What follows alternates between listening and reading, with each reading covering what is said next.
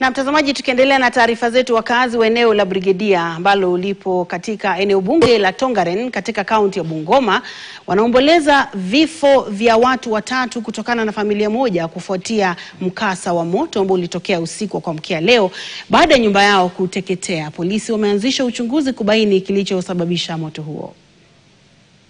Haya ndiyo mabaki baada ya moto mkali kuteketeza nyumba na kupelekea vifo vya watu watatu wa familia moja, mume, mke na mjukuu wao.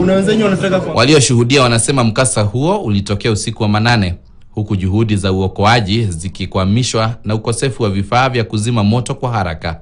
Tulipata ripoti kitu saa 7 usiku kwamba moto unashika nyumba pande huu, na kweli tukakimbia. Wakati tulipata mnara wa majirani walikuwa wanajaribu kuokoa.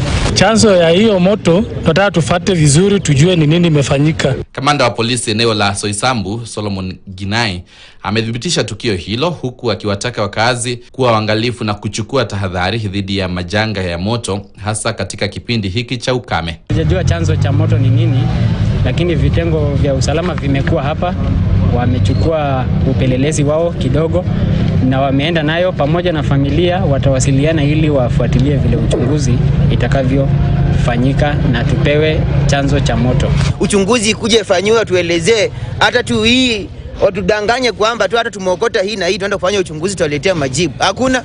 Ana beba tu mwili na wanatuambia naenda kufanya uchunguzi mbele. Aje. Iye maandiko wapi? Miili ya walioangamia inahifadhiwa katika chumba cha kuhifadhi maiti cha hospitali ya Wamalwa Kijana iliyoko kaunti ya Trans Nzoia, huku uchunguzi wa kina kuhusu chanzo cha moto huo ukiendelea. Na tunasema pole kwa familia.